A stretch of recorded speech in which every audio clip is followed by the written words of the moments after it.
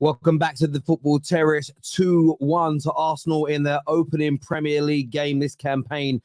And barring the last 10 minutes, which was entertaining as hell, end-to-end, a good goal to salvage something potentially from Nottingham Forest, Alanga on his debut for Forest with a great run.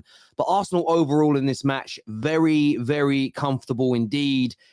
And barring that last 10 minutes where it got a little bit edgy, it was comfortable. They had large amounts of possession. The last time I checked at about 80 minutes, it was around 83%. They had the majority of the shots. They were in second gear, really, Arsenal. And I think you saw the power this team has. Declan Rice sitting in that lone six role, Partey inverting at times, Odegaard looking silky on the ball. And then you got Martinelli on that left-hand side, who was just majestic today. His hard work created that first goal for Eddie Nketiah, who, look, there's a lot of pressure on him. There's a lot of criticism of him as well, but he scored what I would call a proper striker's goal today to kind of settle the nerves and get Arsenal on their way. And then Bukayo Saka.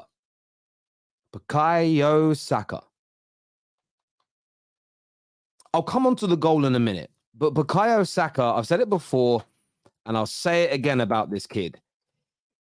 He is world class. And I know what people will say. He hasn't done it in the Champions League yet, Terry. He can't be world class.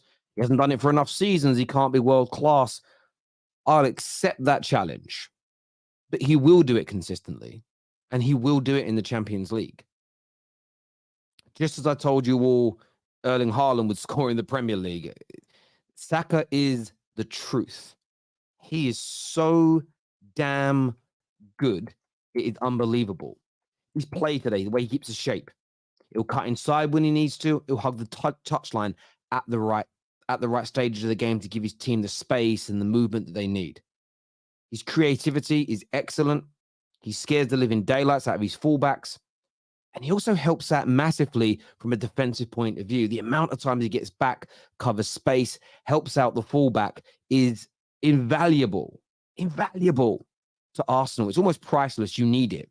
In the modern day game, there's very little room for a maverick who doesn't get involved with the team's shape and their system. And then you look at the goal.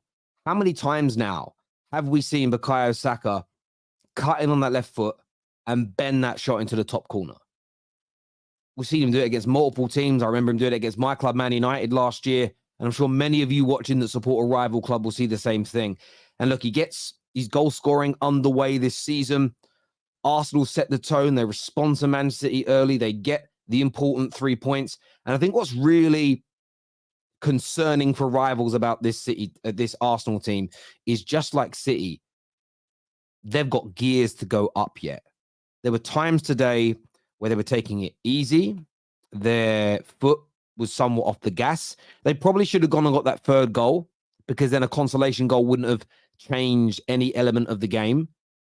But this Arsenal team, I think, is going to get better. And although they only scored 2 goals today, the notion that this Arsenal team is going to struggle to score, I think is wrong. Saka and Martinelli are so good and so dangerous. They will score and create all season. Eddie Nketiah will chip in with some goals, the same as Jesus will. And something Lee Gunner challenged me on during the week when he said to me that there's no way Declan Rice can get the 7 goals that Xhaka got last year. I disagree. He was unlucky not to score today. He scored 5 goals in both of his last 2 seasons for West Ham. Just watch today as an example. Declan Rice is going to score goals for Arsenal. So I don't really think you're going to miss that Xhaka element. And I think in terms of the midfield and the new players, look, it's going to be a dampening day for Arsenal fans to see it's Jury. Just really funny, the first video I ever did about Timber about 18 months ago, everybody said it's not Jury and Timber, Terry, it's Uri and Timber. Turns out it's Jury and Timber. You pronounce the J. That's how he pronounces it. So we'll go with how he wants his name to be said. The injury to him is going to be a bit of a kick in the teeth for Arsenal. There's no doubt about that whatsoever, because, you know, you don't. It was innocuous, and it looked like a different leg to what he hurt in the first half. It looked like his calf might have gone. I have no idea how long he'll be out for, but it doesn't look good. I thought Declan Rice today was... Declan Rice today was really, really good. I thought we sat in that 6 role well. We moved the ball. We got forward when he needed to, controlled that midfield battle. And as I say with Arsenal today, I'm going to go back and check the exact number it finished on. 78% of the ball they had today. And a lot of that, and if you actually click on the possession stat and go through it, who had the highest percentage outside of the defenders typically touch the ball more in the midfield players and attackers. Declan Rice with 9%, Odegaard and Saka next on 6% each of the possession. Only the centre-backs had more of the ball today than Declan Rice. And you can understand that with the way Arsenal push up and play football. I thought he was excellent. And as well, look, was he scintillating today? Was he amazing? Was he out of this world? No. But I thought Kai Havertz had a good game. I thought he looked at home in an Arsenal kit.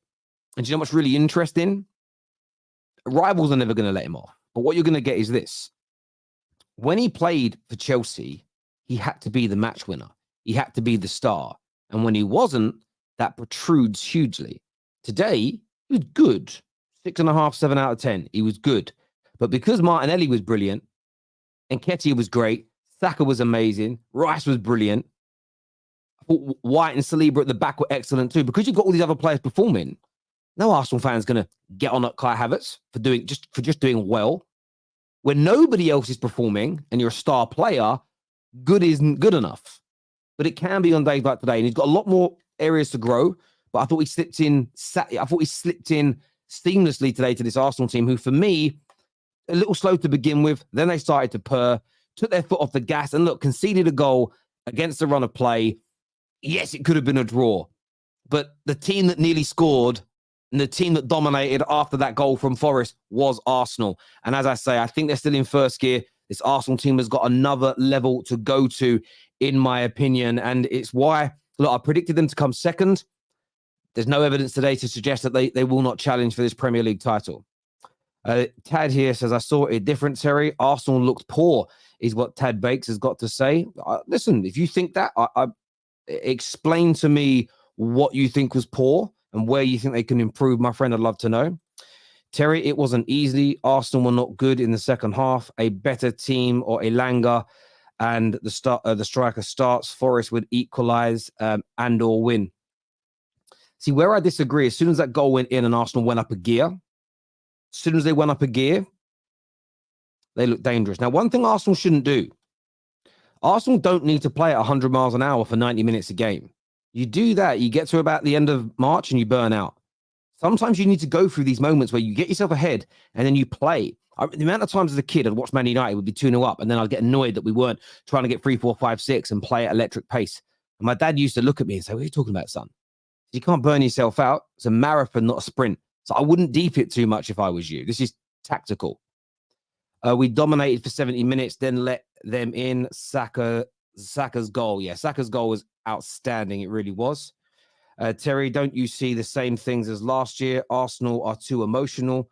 Already the first game of the season compared to City, 3-0 business as usual. So, again, I saw Pep Guardiola screaming in the face of Haaland at halftime and telling the cameras to go away because he didn't want it to be heard. That's emotional. So when you say Arsenal were emotional, I'm not disagreeing with you. I'm asking you to specify what you mean. Because I haven't watched any of the aftermath because I go live to speak to you all. Or what, are they crying? Are they holding a parade? Like, I'm being serious. There's always passion. Passion and emotions are needed. But equally, I think they're right to not play at 1,000,000 miles an hour every minute of these opening games. You want to pace yourself. You want to reserve that energy. City did it last year impeccably. And in the business end of the season, they had more legs, more power, more speed, more consistency because of that than anyone. All Arsenal haters obsessing again. Your tears make for a good drink, though. Keep it up, is what Benzo says here. Hybrid Ultra says, Kai played well. Movement off the ball was really good. I've realized when people have an agenda about a player, they see everything negative. 3 points. Come on, you gooners. Yeah, like I say, I don't think Kai Havertz was amazing today, but I thought he played well. And we're going to focus on that because he's a new signing. We always focus on new signings for club. And I thought he did well for Arsenal today. Arsenal fans, relax. We controlled the game. OTT. Look, again, I'm not an Arsenal fan. So when you guys go 2-1 down, I'm not feeling the emotions that you went through. I'm not.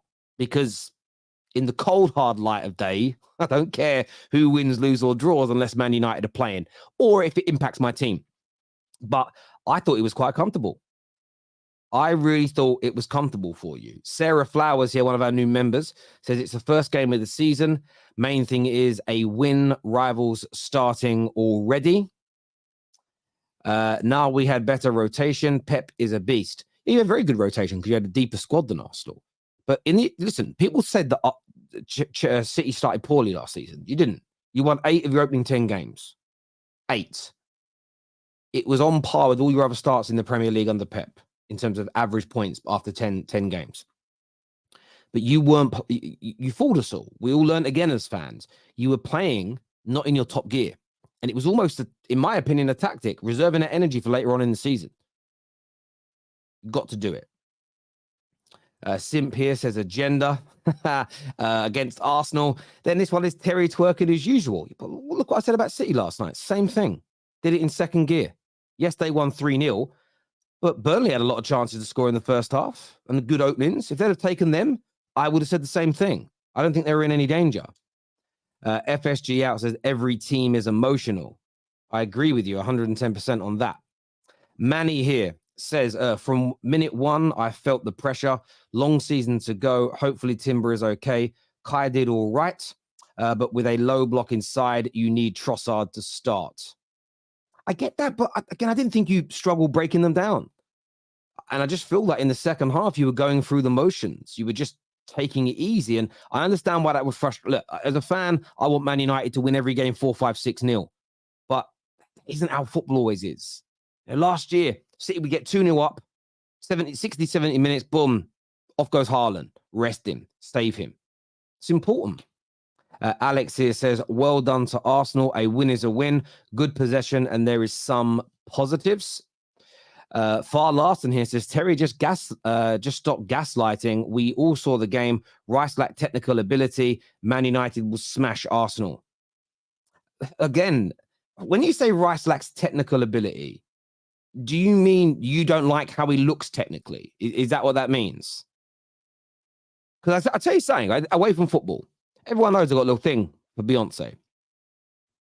Some people tell me Beyonce is not sexy, but I don't care about their opinion because I know what I like. Now, listen, it's a crush thing. It isn't real. Do you know what I mean? A grown man. I think she's very attractive, very sexy, very, very, very, very lovely, lovely. Jay-Z, well done. Just because you don't doesn't mean I can't. I think Declan Rice is technically a brilliant football player. I like how he plays. I saw nothing wrong with it. And Man United will smash Arsenal. Listen, I'd love that. At Old Trafford, we might beat them. We have got a bad record recently at the Emirates. I'm not counting my chickens just yet. Arsenal dominated the whole game and won, is what Ahmed says here. Absolutely. No, legit, bruv. DR, people say that about her. But again, beauty's in the eye of the beholder.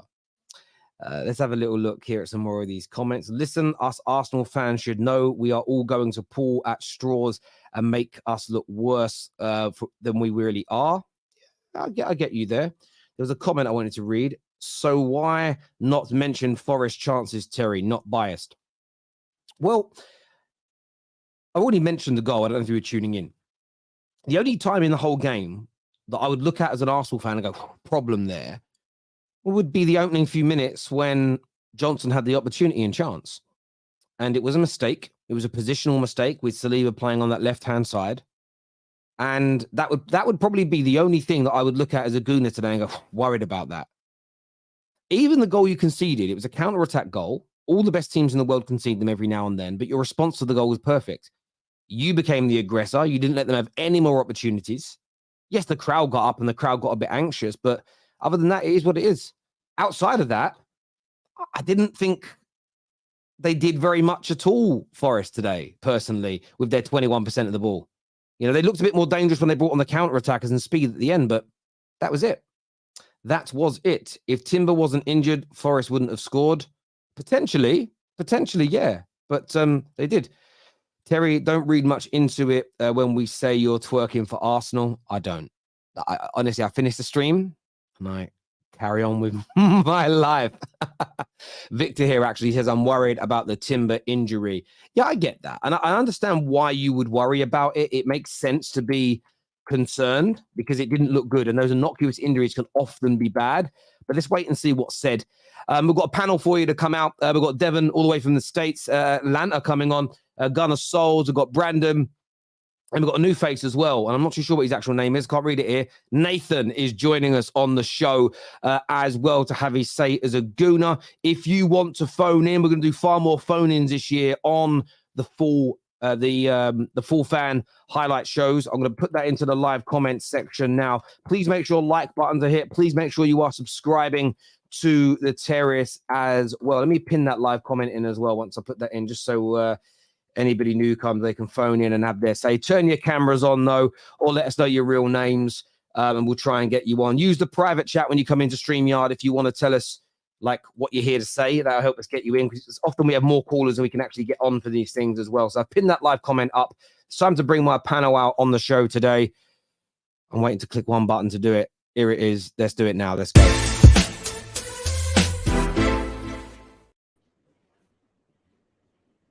Welcome back to the show, boys. Congratulations on the opening day win. Brandon, I want to go to you first of all. Comfortable for large parts, a little dicey at the end, but good start to the Premier League season. Yeah, it's definitely a comfortable game, Terrell. Like you said earlier, Nottingham Forest didn't do too much. We had the majority of the possession, created most of the chances. To be fair, you know, Forest from the opening sort of minute, just you could kind of see their game plan. They was sit back, hope and pray that they could come out of that stadium with a draw, maybe even hit us on the counter and nick the win in the end. But, you know, individual quality is what got us through that game. Bukayo Saka's excellent goal in that second goal. Even Eddie Nketiah's finish, I thought he took it very well. Martinelli was exceptional in the build up to that goal as well. But towards the end, I've got to call it out, Tel, because at the end of the day, we're here to compete with Man City. We're here to possibly win the Premier League. Complacency at the end. I don't like the complacency shown by Arsenal at the end there. I know the substitutions came on, kind of changed the game a little bit for Forest. They looked a little bit more attacking and actually started to create a few chances and that. But, you know, you can't be complacent in a game like that. If I look at this game, for example, and Nottingham Forest didn't do anything, and if that was Man City playing Nottingham Forest, they would have slapped them 4-5-6. And instead, you know, we came out in that second half comfortable 2-0 up, and rather than going and being ruthless and going and getting 4 or 5, 6 goals, we decided to allow them back into the game with 3 minutes to go. Got a little bit tetchy towards the end there.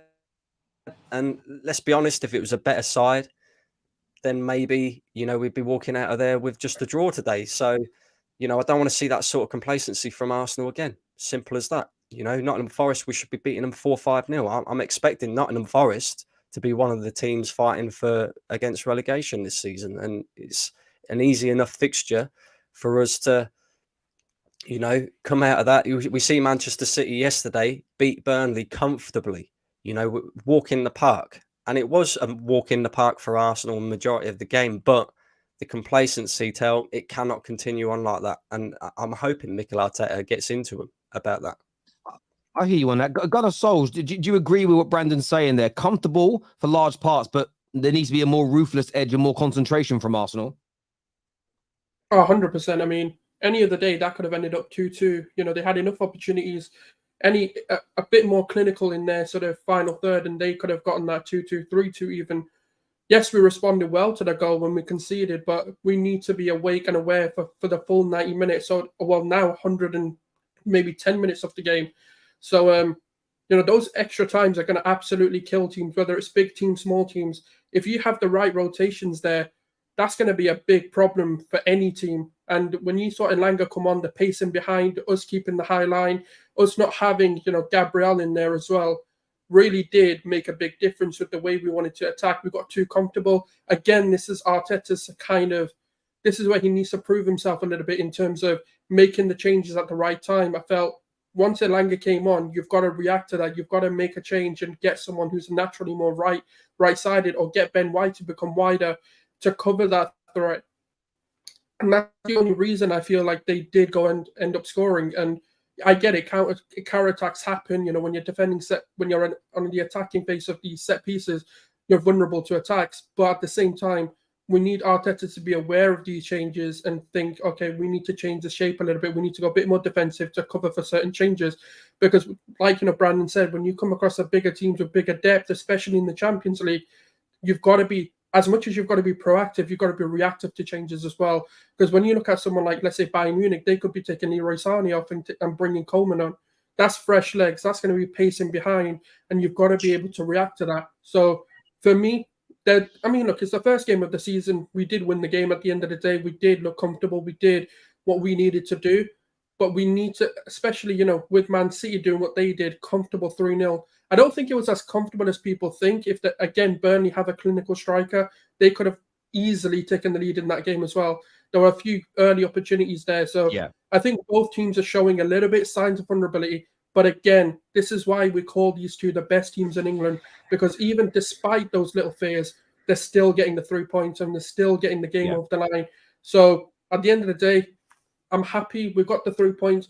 We needed to react to the pressure. Last year, you know, Man City or whoever, we weren't even in the title race, but we put it on the Premier League. We went and won the 3-0. We made the statement that we're here to stay, because Crystal Palace last season, the season before, beat us 3-0 at their ground. So the first game, there was a lot of pressure on Arsenal. Oh, they beat you. They did this. They did this. This time around, it was Company versus Pep. Are Burnley, the promoted side, going to be able to do something on the opening night? And Man City held out. Haaland did what he needed to do. 6-game drought, ended that with 2 goals. And I feel like the narratives, like Nketiah under pressure, got his goal. You know, Kai Havertz under pressure. I think he had a good game, held the ball up well. So both teams are breaking their narratives early on. So I think it's a brilliant opening 2 games, and we just need to keep it going. I get where you're coming from there, Devon. Welcome back to the terrace, mate. It's been a while, my friend. Yeah, were you happy with this opening game? How do you feel about it? It's week 1, and we got 3 points, and it's my birthday tomorrow. So, you know, happy birthday! Thank you, man. I got my birthday gift. I want to kind of ease everyone's mind. As someone who's pulled his calf recently, that's a calf injury for Timber. Everybody's chanting ACL or MCL. That he reached back, the calf locked up. I'm pretty sure it's a pretty bad strain. I'm thinking maybe 4 to 6 weeks. That's just from personal experience with that injury. I think today you see that Arsenal really hasn't learned much from dropping points against West Ham and Liverpool last season. Us not getting the 3rd goal is going to catch up to us. It's going to smack us at one point this season, which is why I don't understand why we shut down at 2-0. 2-0 is the most dangerous lead in this sport. So we have ruthless attackers. We need to go get the 3rd goal every chance and just shut the game down. We get super complacent. I think that this is going to come across as judging the player a little harshly, but I think Thomas Partey has proven himself to be a defensive liability late in matches. He tends the tried flip over Declan Rice last season. You know, today he's just jogging back after a turnover. Ben White forced to cover Oluwanini in the front post. And also, too, I think you're seeing why Arsenal's bringing in David Raya, because Aaron Ramsdale is a horrible near post goalkeeper. All of the goals that get scored on him get scored near post. And that's a crime as a goalkeeper. You cannot give up near post goals. The goal today was near post. I understand it's a reaction thing, but his positioning earlier on, I forget who took, I think it was Aina who took the shot, where he was anticipating a cross and it just goes wide. You know, I think Ramsdale is a little cocky back there, and that's why you're bringing in Raya. So if those are my 2 bad things about the game, or semi-bad things, I think everything else on the pitch was great. Martin Odegaard is class, and we are lucky to have him.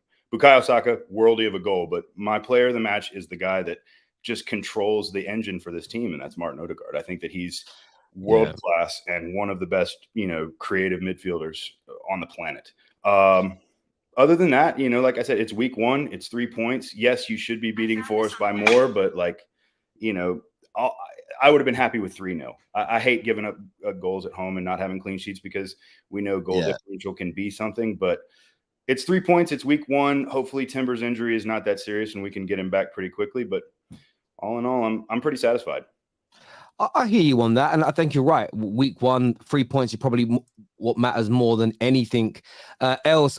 Nathan, welcome to the terrace. I know it's your first time being on here. Do you kind of concur with the boys? Sort of happy with par, disappointed with others, but week 1 and you move? Yeah, thanks for having me on.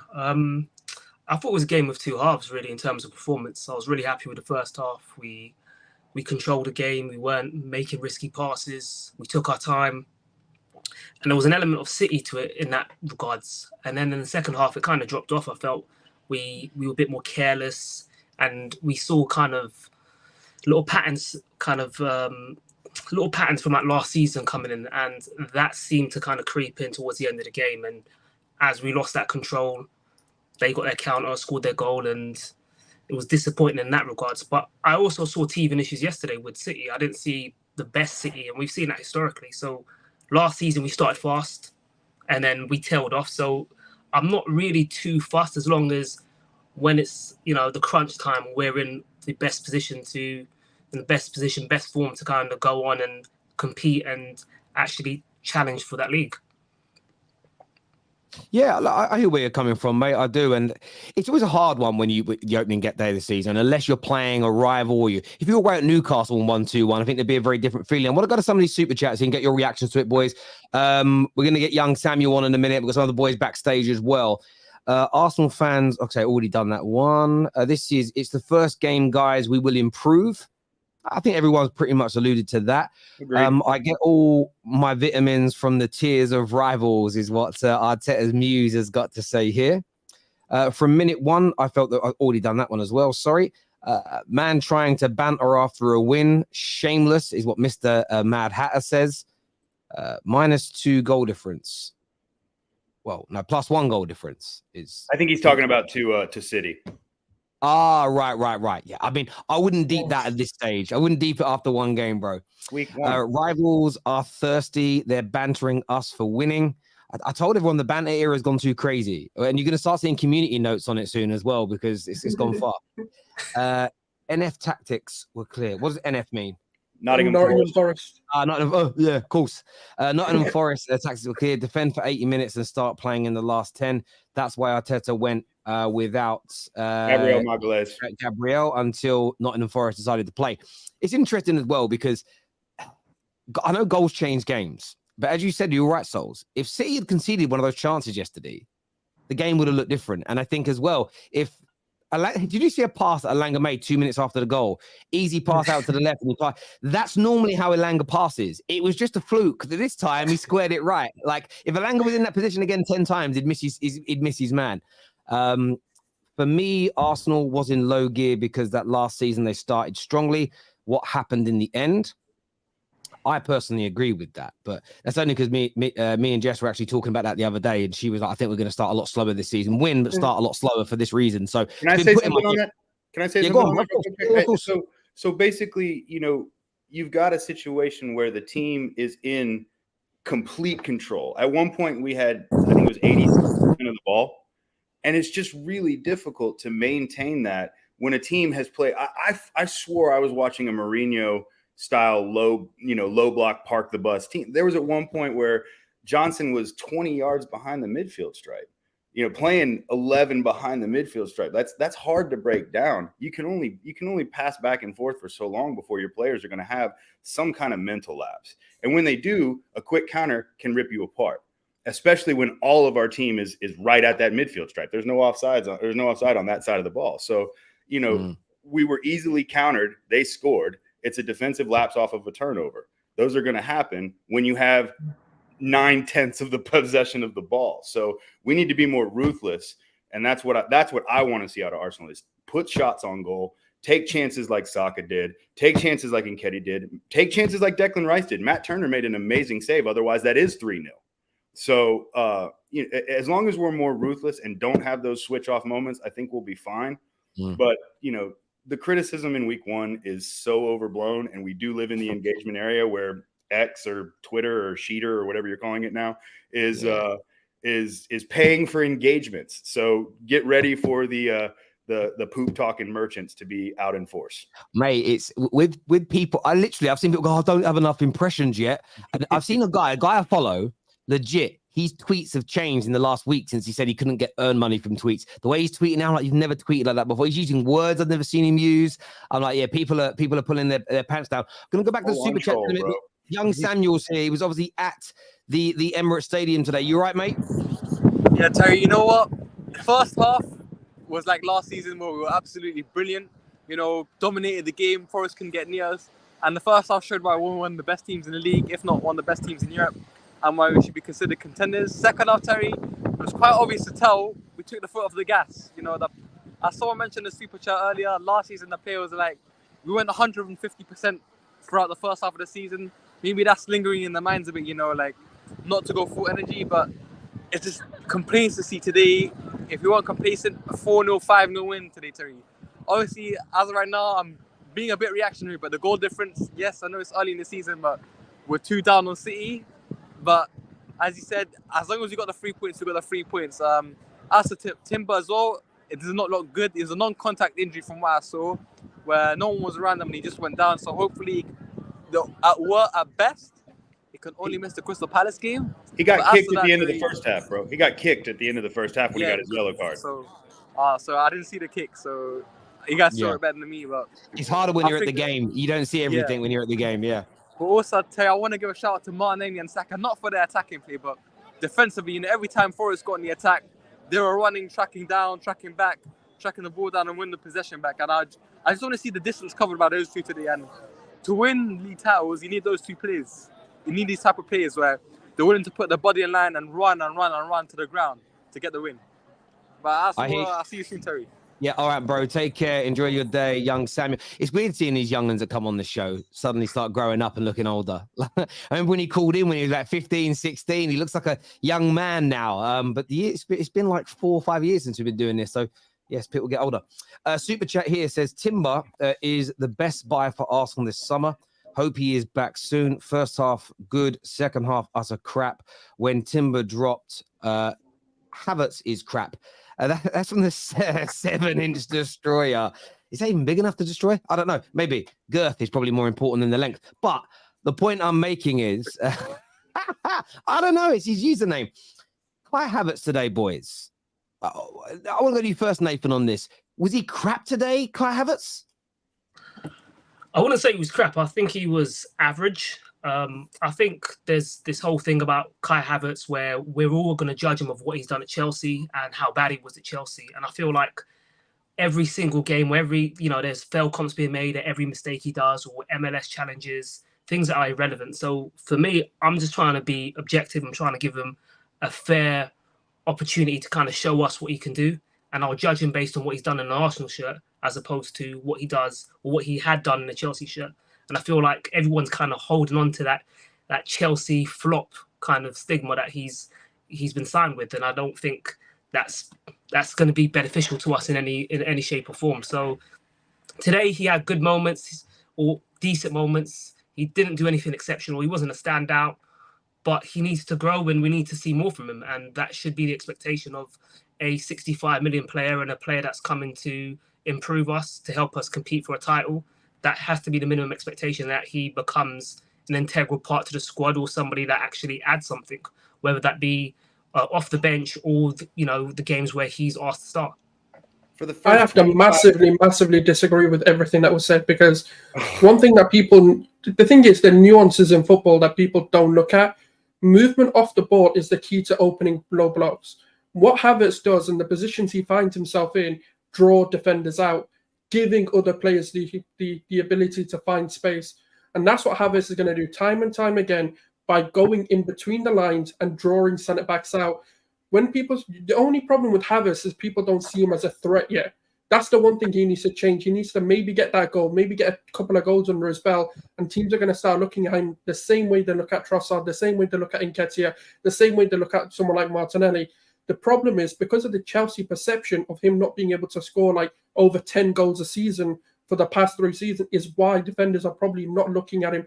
But if he keeps getting into those positions in this team with the confidence that Arteta is going to instill into him, he's going to be bagging 10 plus goals because of the positions he's finding, or he's going to become the facilitator for Saka to score beyond double-double and Martinelli to score beyond double-double. So that's how I see it. So can I ask you a question quickly? All right. We're going to play him as a creative midfielder. We're going to play him as a creative mid. Right, Dev, I'll come to you in a second. Sorry, what was your question, Nathan? I never said he had a bad game. I never said he was poor. I just said we need to see more from him. Did you think he was exceptional today? Did you think he stood? Not exceptional, but I think...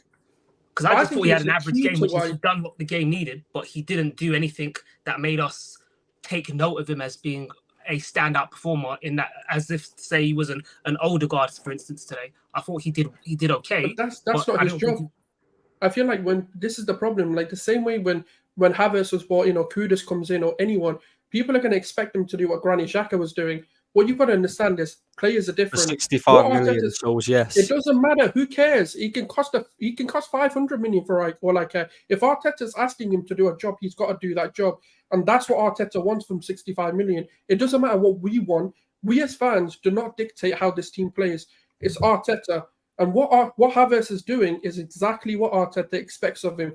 Create the opportunities. This is the problem. People don't look at the nuances. People don't look at off-ball movement because it's not fancy. And it's the same way that some guy before said Declan Rice isn't technically good at football. It's like, what are you looking at?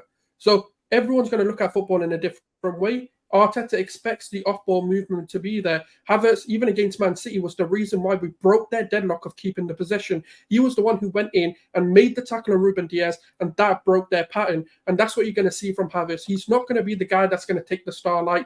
He's not going to be in the spotlight all the time because he's not the goal scorer. He's going to be the guy who off the ball facilitates, and that's what you're going to start seeing more of him. Sorry, Dev, you were going to say something a few moments ago. I was just saying for the first 25 minutes of the match, the left side of the pitch was completely non-existent anyways. So, for the first 25 minutes when everybody thought that we were playing slow and playing down to the level of Forest, we were completely right-sided. It was Martinelli breaking down and Havertz getting the ball to Martinelli that kind of opened up the entire pitch. So, again, it's week one. It's week one and we won. Be happy. Like, take the 3 points, learn from it, and watch film. Because honestly, like, I hope Arteta is literally showing them West Ham last year, Liverpool last year, and this match how it got too close, because we need to get the third goal. And Havertz is going to score goals for us, but he's going to also be a creative midfielder that is excellent in hold-up play. He's an excellent hold-up player. So if he can get the ball and then turn around and distribute to other people, like, he's going to, like, just like Saul said, he's going to play his role. That price tag is always going to affect what people think about him, and fantasy and so rare and all these other things have changed the way people think about players. He was fine today. He was by far not our worst player, and he wasn't our best. So, was it a 6.8 performance? Yes. Was it a 9 performance? No, but we won. Move on. Yeah. I totally agree. This here says, I think there's too much emotional assessment being made here. The one to blame is Arteta. He's too conservative after Leeds, and who thinks Havertz played bad is a fool. No disrespect. Thank you for that super chat, bro. He was actually more attacking this time rather than concerned. He needed to bring Gabriel on when we went 2-0 up. It's the first time he's not gone defensive after taking a lead.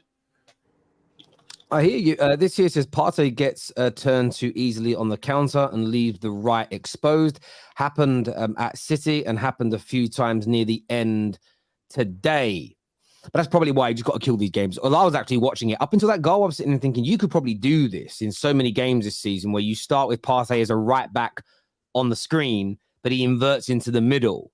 But when you're out of possession, Rice goes into the 6 and he drops back.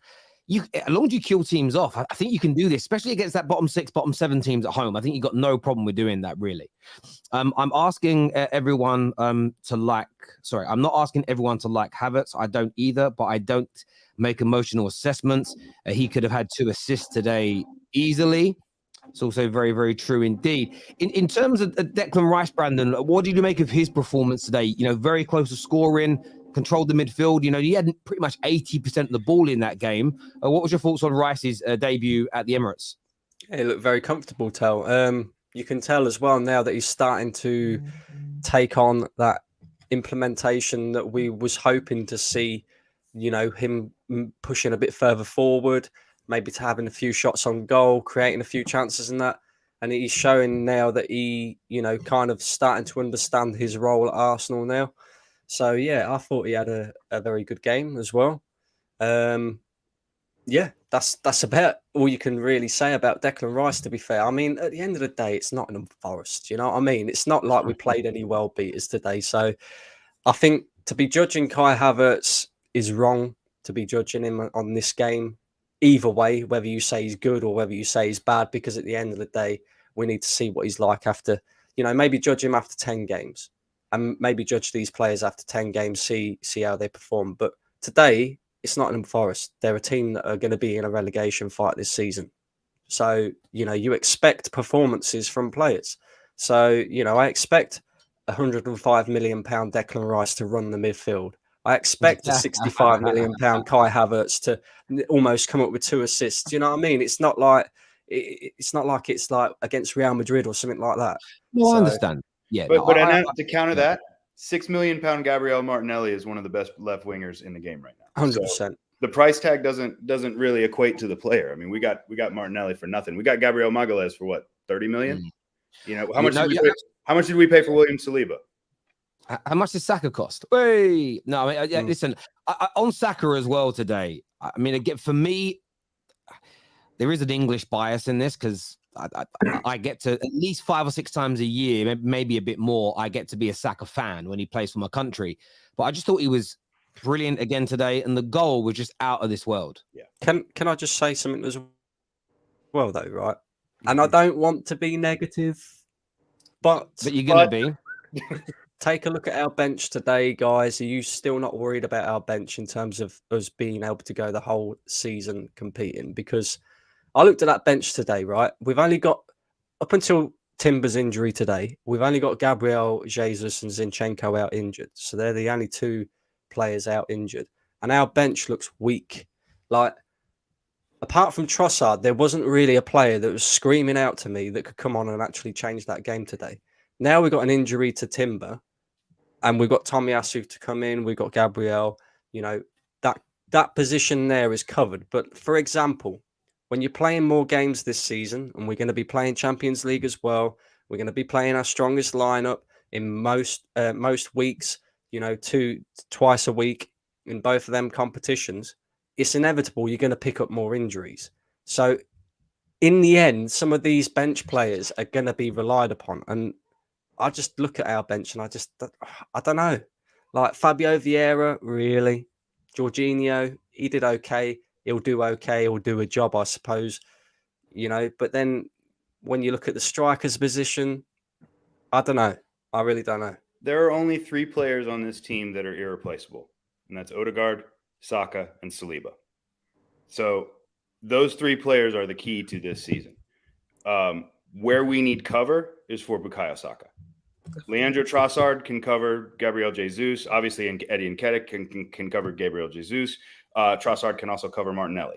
So I think that we've got cover in certain areas. I don't 100% agree because I thought Tomiyasu was brilliant today, and he's also has played center back and right back. He's also very injury prone, though, mate. Very injury prone, and also rumored to be headed off to Serie A. So, I do think that there is some room to improve the squad in certain areas. But if we're looking for like any kind of starting level players, like if you're looking at a Chouameni or some of these other names that I've seen like ridiculously linked to this club, I don't feel that you're going to see a signing like that. Terry, if you guys can pull off Amrabat, that's an amazing signing for you because it's just been confirmed by Fabrizio and Man United are now making official contact with Bayern over Pavard. The Amrabat one is going to happen when another midfielder goes. I don't know. Pavard, I'm in an R in about. He did score that screamer at the couple of World Cups ago, didn't he? The outside of the foot bender into the Roberto Carlos type goal. Yeah, maybe he can do that for us. I don't know. We'll see what happens with it. But to answer Brandon's question, I feel really strong about our overall roster. I don't think Vieira is a deputy for Odegaard quite yet. So yeah, I'd like to see some strengthening. But ultimately, the real place where we need cover is for Bukayo Saka. If God forbid he goes down for any reason, I don't see Reece Nelson being he's so good and influential when he's clutched as well. And I said before, Saka's world class. some people don't want to see him prove it before they admit it. I get people want to see the proof, but he's just one of those players where it's like, yeah, he's going to prove it though. Paul here says, now this is a beautiful panel, a panel full of gooners. Want it to be, who wants to be a gooner? Big love, Terry. Thank you very much, Gooner Paul. I appreciate that. Rivals waiting for Kai Havertz to hit the 007 stat.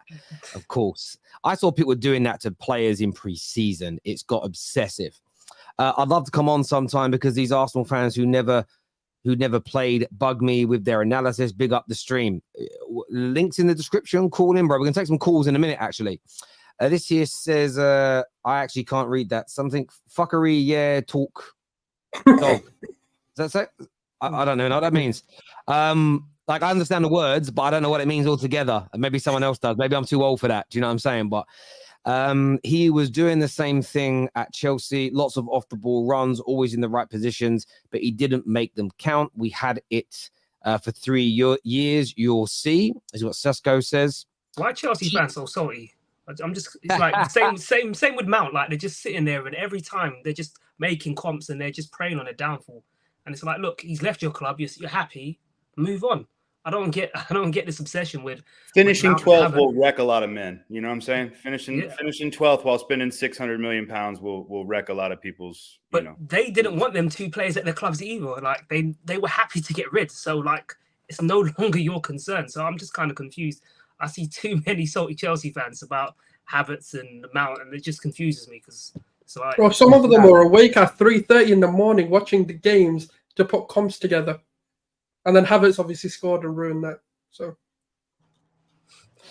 there we go. No, listen, it's that they are preying on that downfall. Chike here says, where the hell does Kai Havertz play? Because I cannot understand for the life of me where that is. Also, Arsenal need to have someone that studies film. I would say this. Today he was playing in the left-hand side of a midfield 3. Yep. That is what he did. That's what it looked like to me. And you even at times had Declan Rice pushing further forward. It was so fluid. This is you're not the. I don't know if you could the system's fluid or the formation was fluid. At times, I saw Ben Wright go into the right back position. Saka, Partey was there, but that's just what happens. As say maybe Partey has to move into the middle with the ball. Someone will cover his position. There's great fluidity, great movement, and because you've got players, and it's funny because I know there are some Arsenal fans that don't like the idea of signing versatile players, but versatile players also enable your system to be fluid. I remember one of the first we ever saw. Yeah, one of the first we ever saw in the Premier League was Rooney, Tevez, Cristiano Ronaldo up front together, and it was a nightmare for people to mark because you didn't know where or what they were going to do. And I think sometimes that's why I'd like to see Trossard start for you guys, because him, Saka, and Martinelli could switch and change and interplay. Who the hell do you know how to mark? So yeah, that's where he plays. He played today, but and then he went up front when Nketiah went off. 65 million is like 35 million before a lot of teams will be good. Yeah, before the money went up, it's 65 million won't look a lot of money in 3 years' time. Trust me. Think about that. Paul, like Louis Figo went for 35 million, and like these names that come around, it's like who started all of this? There's a certain team that Terry follows that paid 90 million for their own academy player from Juventus and Paul Pogba. So like this, we're putting this one on you, Terry. Bro, shots at me today. Gibbs White, who played against you today, was a £40 million signing last year. Gibbs White, 40 million. And I'm not being funny. Kai Havertz for 65 million is better value than 40 million for Gibbs White, in my personal opinion. Although Gibbs White probably looks technically better a footballer, he ain't better. Benjamin here says we need to relax. We were expecting the same result as last year. That's part of the problem. Remember, Jesus was not present. Take the 3 points and build. I hear you. I think you're right. Hey, Lee, don't forget to tell them why we knocked down the stadium. I think they're calling you Lee, Brandon. Sorry, I remember Brandon, not Lee. Happy with the 3 points. That's from Guna. We knocked it down to compete. With Real Madrid. We're going to take some calls now. We're going to get Abs on the show first. He's in his car with his power again. Abs, welcome back to the show. What do you want to say, mate? Mate, these Arsenal fans are absolutely fucking overhyping every shit. Open the light. Done. Open the light. Terry. So wait. Yeah, so these Arsenal fans, they're fucked. Let me tell you that. They're not winning the league. They're not winning shit. What are they going to win? Bro, they hardly bet Nottingham Forest. I watched the match. They were shit. They weren't good. Yeah, they were shit. I mean, at the end of the game, I thought Nottingham Forest were playing better. They got the ball goal. They were playing good. Manchester United reject and Liverpool reject combined to score, which was nice. I like that. But I don't see Arsenal like challenging for the title at all. I don't see that. I just can't see it. I don't know. There's something about Arsenal that's shit. And you saw today that when they play, they are not efficient, or they can't keep position properly. Like, this is what I'll say about Arsenal. This is what I'll say. You guys are going to lose and draw a lot of games, I think, this year. And this was proof, because Nottingham Forest is one of the worst teams in the league. And they almost got a draw out of that game. I thought at the end, they were playing really good. That's what I thought. And Arsenal, I think their defense is lacking right now. I really do. I know they hype up their defense, but I think with the high line they're playing now, it's like today I actually, like, Nottingham Forest got in behind a lot. It's just they didn't have the pace to score the goals. That's what I think. And they got in behind a lot. When did they get? They got in with Brandon Johnson and the goal. When else did they get in behind, Abs? At the end of the game, they were pressuring them. And look, Terry, this is why I'm saying this, because when low teams play the bigger teams, the way it is they defend. A lot of teams, at least, most of them, they defend for the first 45, and then they defend for the most of the second half. And then when it gets to like the 75th minute, if they're down by 1 goal or 2 goals, they start to attack. And when Nottingham Forest actually attacked, they got in behind. When they actually attacked, because they came into the Emirates Stadium a bit. I think they were fearing Arsenal a bit, so they took the respect. But I think if they attacked for longer, I really do think that would have caused problem. Because think about it, the last 20 minutes of the game, who was the better side? I think without a doubt it was Nottingham Forest. Without a doubt, for me, they were pressuring Arsenal. They were putting them under pressure. Arsenal is not going to win the league. I hear you, Abs. Shit. I hear what you're saying. I hear what you think. Arsenal are finishing 5th, and Liverpool's finishing 1st. And Chelsea fans, you're down, dude. You're high. Hang on, get Abs. Who do you support? Oh yeah, and the ref was a joke today. Okay, Abs. Who do you support, bro? Just so we know. Manchester United. They support the Scums, but I support Liverpool. Okay, Liverpool. Hang on, just 1 second, boys. And Nathan, what's your reaction to what Abs has just said there? You're on mute, bro. You're on mute, mate. Go on. I've unmuted you now. Go on, mate. Oh, sorry. Yeah, I said it's comical because it's very reactionary. I mean, they scored in the 82nd minute. If they could have attacked more, they would have, but they never had the ball, and they got their counter. And football can be momentum. A goal can shift the game state. And if you've watched football for long enough and you understand the game, you'll know that once they scored the goal, it completely changed the dynamic of the game. So Arsenal were a bit more nervous, a bit more pragmatic, a bit more fearful, and it gave Nottingham Forest the confidence to kind of attack. And we stepped back. We stopped playing the ball. We didn't control it. We didn't do what we should have done with the ball, and that can happen in games. I mean, we saw yesterday with City where Burnley could have taken a chance or two in the game. The game could have changed, and that's football. But you know, rival fans being sorry. I mean, you're a Liverpool fan. You haven't even closed Caicedo down.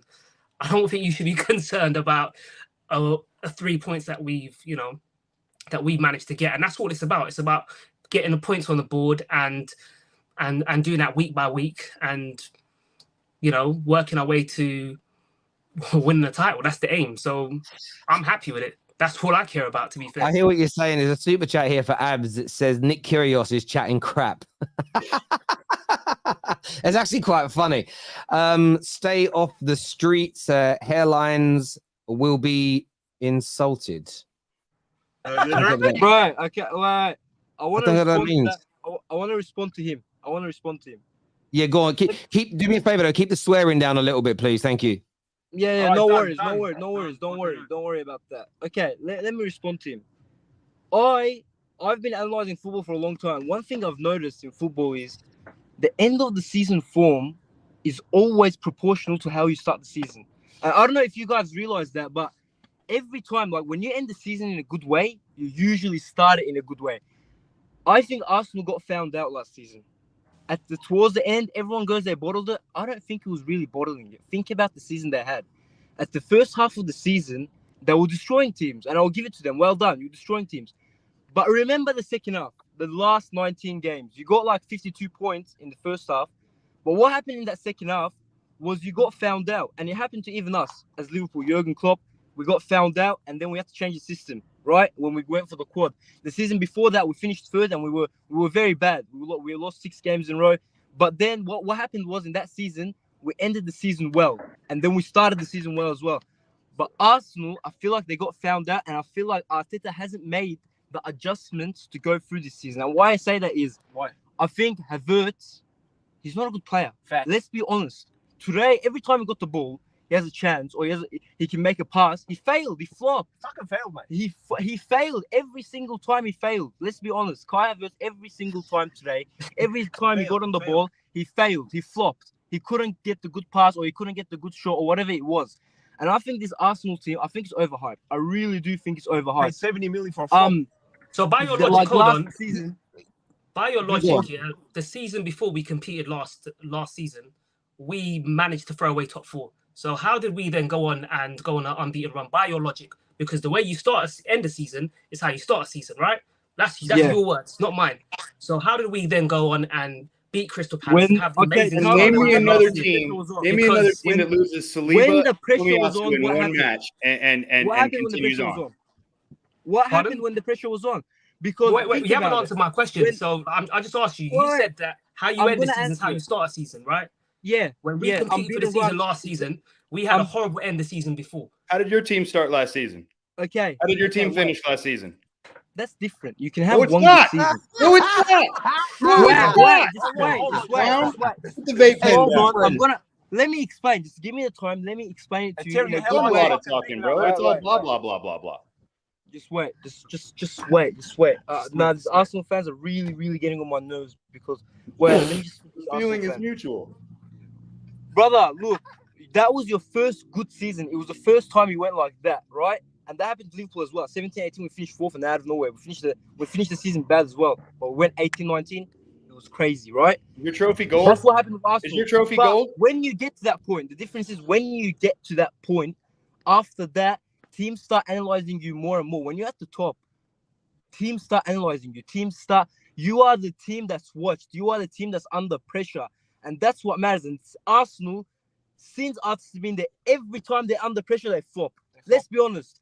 Tottenham, top 4, they flopped. Last season, towards the end, they were 2-0 up at Anfield halftime. They flopped. Southampton at home, they flopped. Every time you're under pressure, your team doesn't have the bottle, doesn't have the balls, brother. Wait, hear what you're And saying, look- Abs. I appreciate the call. I appreciate the call and your opinions, and make sure you're calling after your game this weekend. It'd be good to hear you after Liverpool versus Okay, Chelsea. and I want to say, before I go. Yep. Oh, this is a very nice guild, by the way. But yeah, before I go, I just want to say this to Chelsea fans because they've really been getting on my nerves. Like Chelsea fans, I swear to God, if someone says I'm a Chelsea fan, I want to choke them. And the reason is, they've been saying so much shit about this Caicedo deal.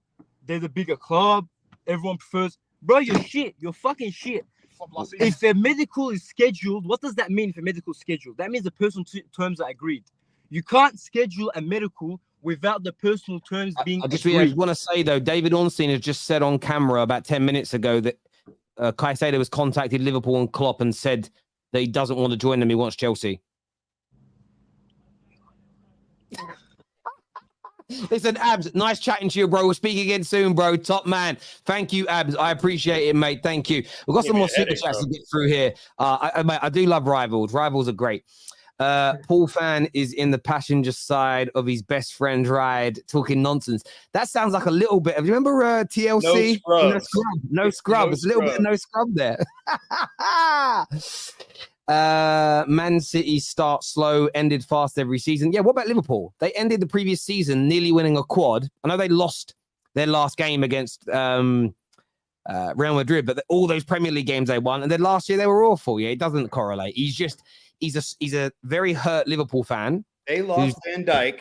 We lost Saliba. The correlation is there. You can't. No one ever does it. No one ever likes to. You know to what be it is, fair. Terry? It's that trauma that Chelsea have stolen their woman. Chelsea have stolen Caicedo, they've stolen Lavia. So You know, they're a bit Bruv, emotional. So. Chelsea might steal their woman and the side chick at the same time. the Gumar is on their way.